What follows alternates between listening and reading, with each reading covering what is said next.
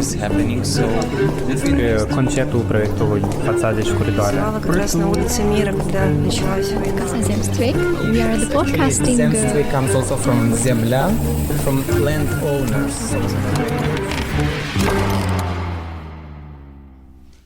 Salutare, suntem la Chișinău, Republica Moldova. Eu mă numesc Alex Hanganu și astăzi vreau să vă povestesc o istorie din cadrul podcastului Reflectând Zemstvei. Ne aflăm într-un spațiu creativ numit Casa Zemstvei, în care lucrează mai multe organizații și comunități care creează proiecte și evenimente socioculturale. În una din seriile petrecute la Casa Zemstvei am făcut cunoștință cu Iulia Pânzari, în atelierul său numit Pădurea Fermecată. Fiecare weekend, un grup de copii ucraineni refugiați, dar și toți cei doritori să adună în acest atelier pentru a-și dezvolta creativitatea prin diferite activități, despre care vom afla chiar acum. În primul rând, spune-mi cum te numești și cu ce te ocupi în general. Здравствуйте, меня зовут Панзарь Юлия, и я здесь в ателье в Музее земства веду творческую детскую мастерскую, которая называется «Пădurea Fermecată», на русском это «Волшебный лес». Эта мастерская была открыта с началом военных действий в Украине. Мы ее открыли вначале для детей беженцев, потом мы поняли, что обстоятельства такие, что они хотят быть вместе с родителями, поэтому в нашу мастерскую мы разрешаем посещать и родителей, независимо от возраста ребенка. Одна из целей также была интеграция этих детей в наше сообщество, поэтому открыта мастерская и для детей из Молдовы совершенно бесплатно. Mersi. Ai putea să-mi spui mai mult cu ce probleme se confruntă acești copii din familii refugiate? Это очень хороший вопрос. Он хорошо отражает динамику того, что происходит в обществе именно в связи с этой проблемой. Потому что изначально дети приезжали, часть из них была травмированная, часть нет. У кого-то, возможно, был ПТСР, может быть, нет. Я не касалась этих тем, и нам это было на самом деле не нужно.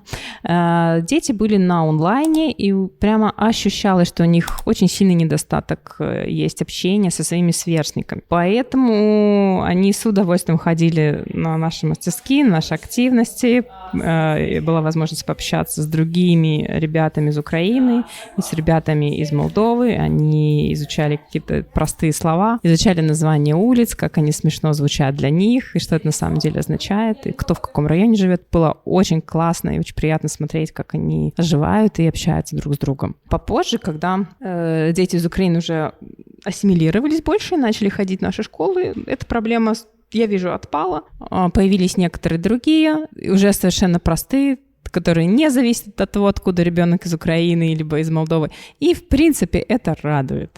Ce ați făcut la atelierul de astăzi? Сегодня мы делали парфюмированный мастер-класс. Он адаптирован для детей, поэтому тут нет спирта и нету опасных веществ в больших концентрациях. Мы делали парфюмы своими руками по всем правилам, по всей рецептуре. Они себя почувствовали маленькими парфюмерами, где нужно понимать, сколько капель ты и зачем, и куда капаешь. Вот, и надеюсь, что их это немножечко подбодрит и в желании изучать химию, например. Pipetки, баночки, скляночки. Это очень загадочно.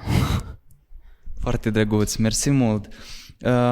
Observ că sunt multe activități prin artă, prin joc și așa mai departe. Ai putea să-mi spui de ce crezi că este important să fie educația prin joc și prin artă?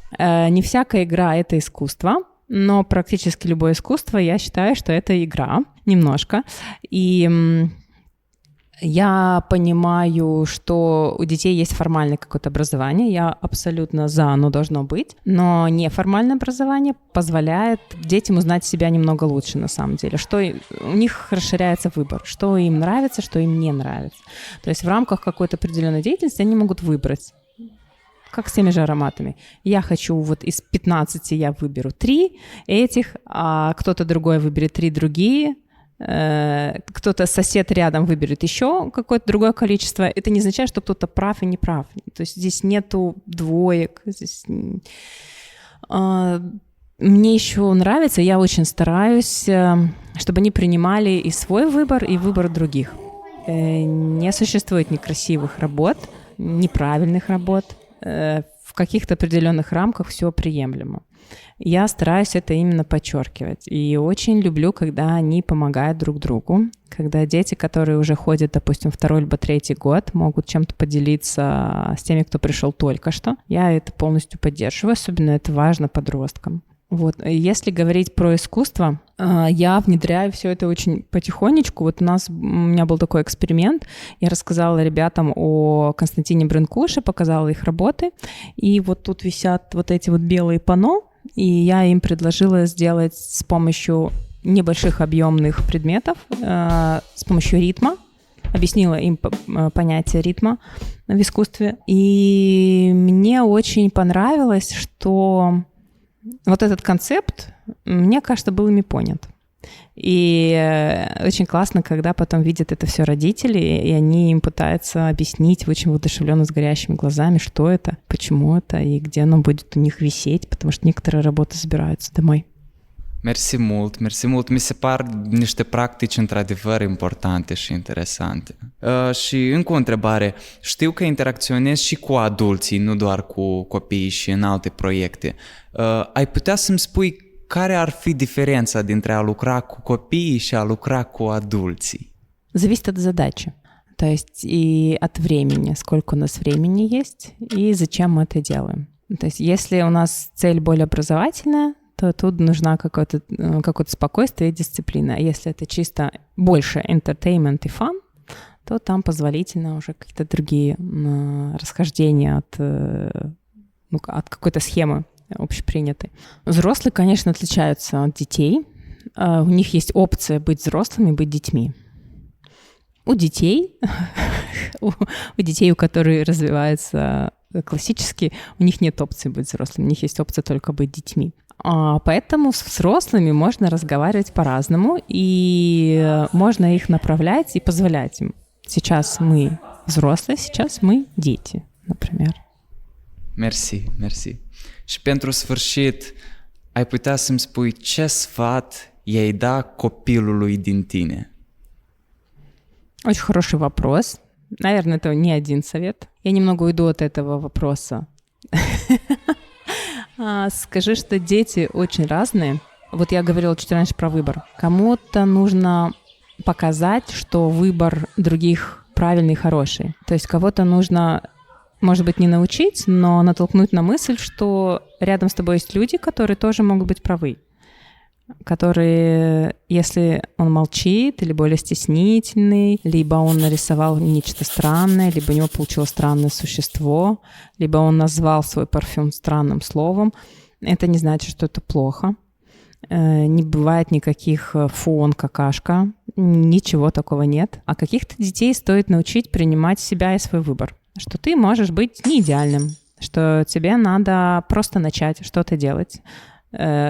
Просто лепить сейчас руками, просто сейчас клеить, посмотреть, что получится. Других детей нужно учить заканчивать свои работы до конца, доводить до ума. Эти дети обычно очень творческие, у них огромное количество классных идей. Они очень развиты, с хорошим воображением, но закончить свою работу это бывает иногда сложно.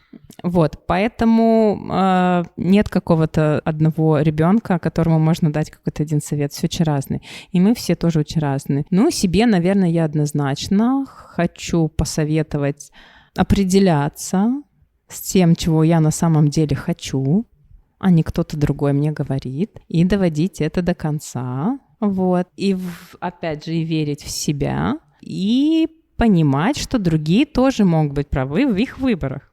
И это абсолютно их право. И, возможно, из этого тоже выйдет что-то красивое. Eu cred că aș îndemna adulții să se simtă uneori copii, să se simtă creativi și să se simtă liberi în unele situații. Я очень люблю детей, и взрослых я тоже очень люблю. И опять же, у взрослых есть выбор, есть возможность включить эту кнопку «Сейчас я ребенок». И у них есть возможность ее выключить и понять, что сейчас я взрослый. Она должна всегда хорошо работать. Она не должна заедать. Она должна хорошо включаться и хорошо выключаться. Потому что все равно мы несем ответственность. Мы несем ответственность за то, что происходит с нами, за то, что происходит в этом мире. Поэтому надо понимать себя. И искусство, конечно, помогает понимать себя.